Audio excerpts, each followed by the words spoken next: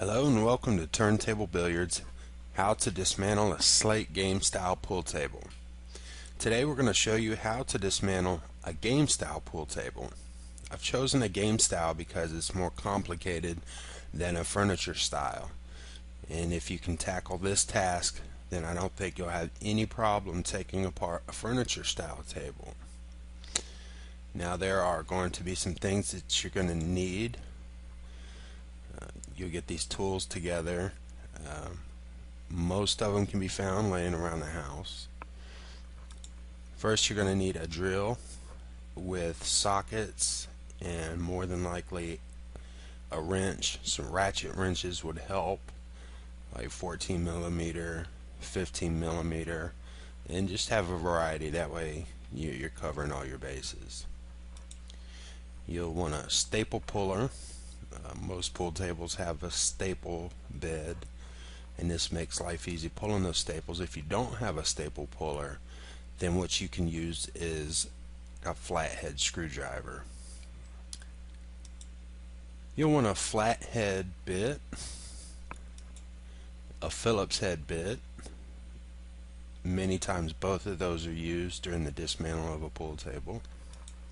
You'll want some moving blankets to be able to wrap up the individual pieces to protect them during shipping, whether the table is going into another state or just down the street. You want to have a box to collect your hardware and your accessories to keep everything together. You don't want to lose any of that hardware.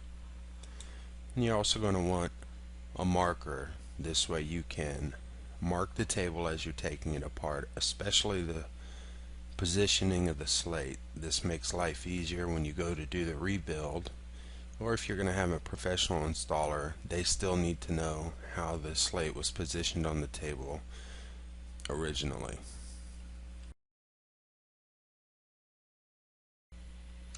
The first step in dismantling a game style pool table is we want to remove these pockets. You'll find a tack on either side of the pocket right behind the cushion.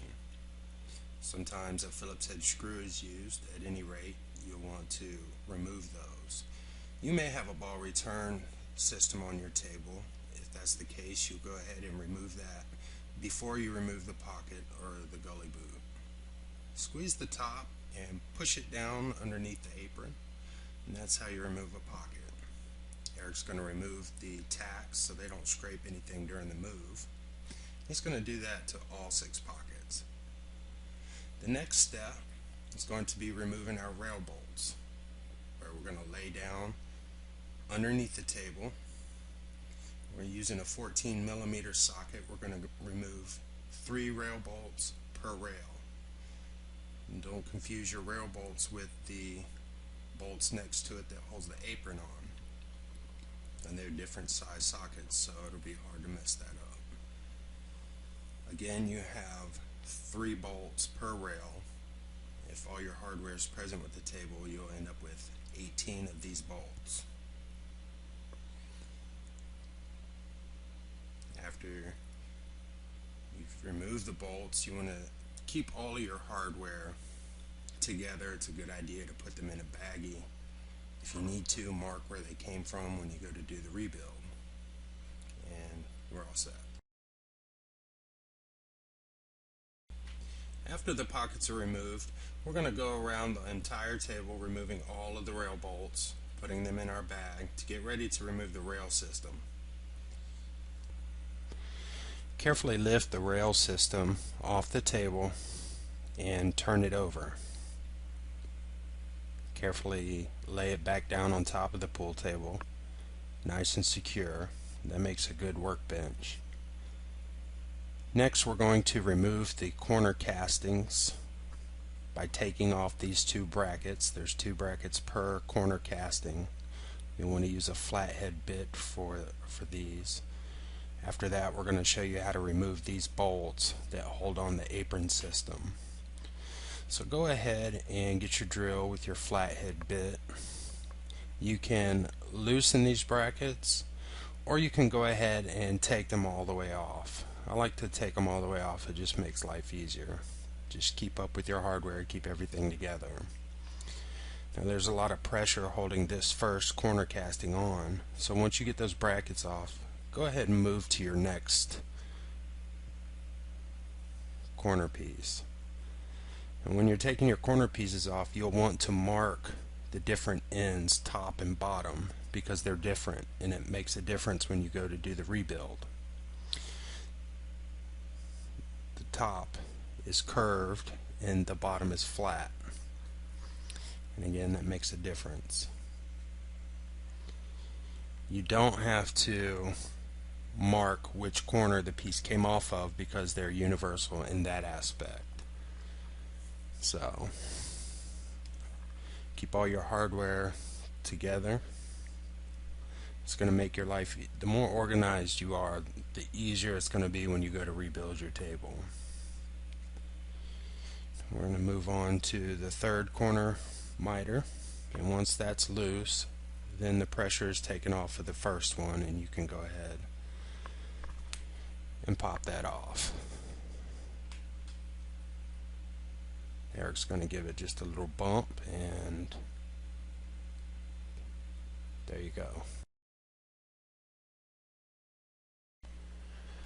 After you've removed your corner miters, the next step is to remove the apron. You're going to detach the apron from the rails. You're going to have 4 aprons. Keep your hands on it so when the last bolt comes out of that particular apron, it doesn't fall onto the floor. And then just work your way around the table and keep your hardware in a baggie. Again, you can mark the hardware so you know where it came out of.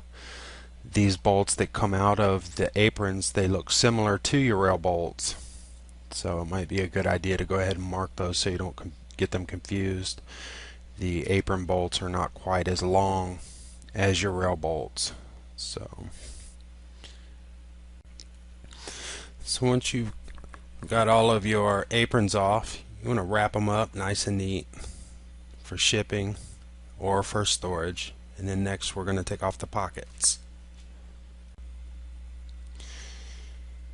Eric has used a 14mm ratchet wrench to break those loose, so I can continue on the table. He's going to loosen those by hand.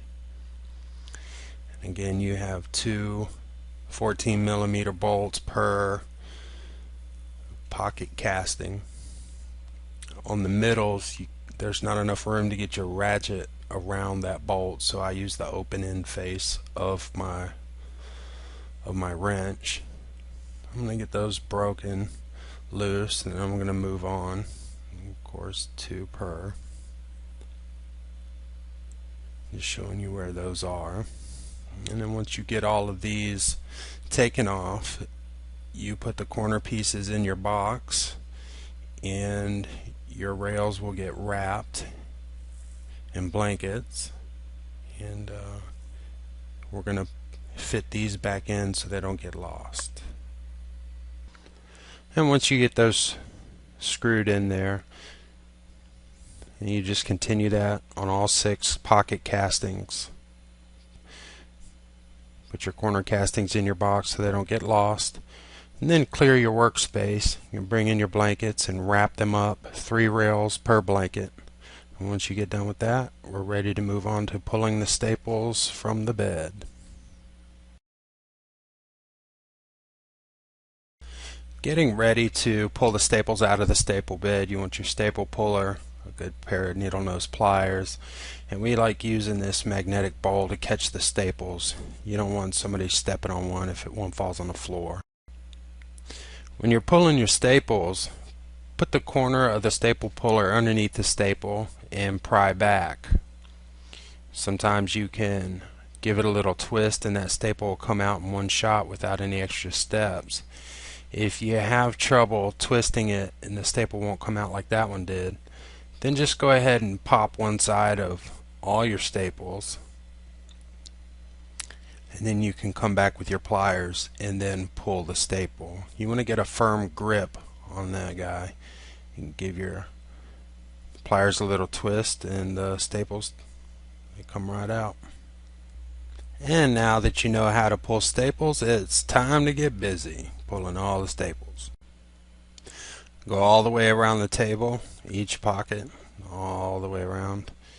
And my camera died, so what you're missing from the video, I go all the way around the table, making sure every staple is removed. If there's a row of staples beneath there, you need to remove those as well.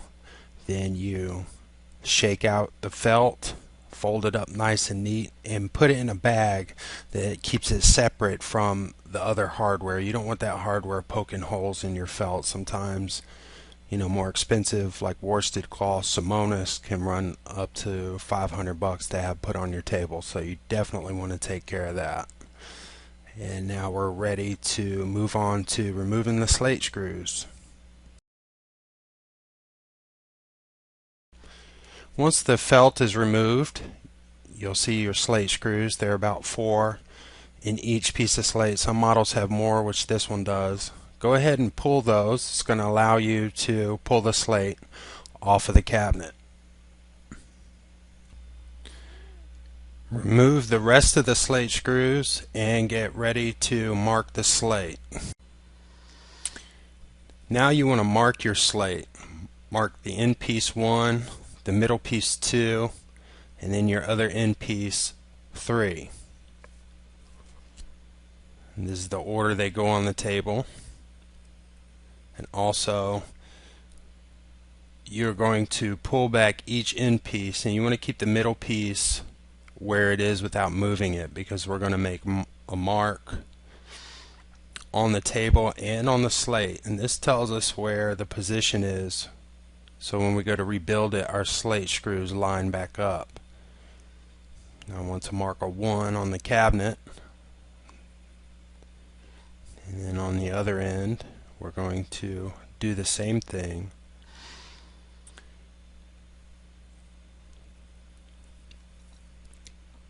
This particular kind of slate is pinned, so it's a little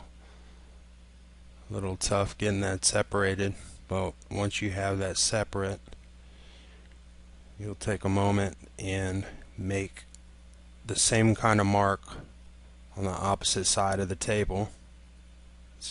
That line tells you where it sits, and you can line up those hash marks, number it, and you're done. Okay, so for the rest of the video, I'm just going to go ahead and go through it. Stack your slate off. Because these steps are necessary, I'm just kind of going through it. This is the dismantle, full dismantle of the base. Go ahead and wrap everything all up. Pack it away, and that's how you do it. You want to see that again? You just unwrap it. Put all these things on there. At this point, this bottom part of the base is not very heavy at all. And your frame there is solid mahogany. You don't need to wrap that in any kind of blankets. And this, my friends, is how you dismantle a game style pool table.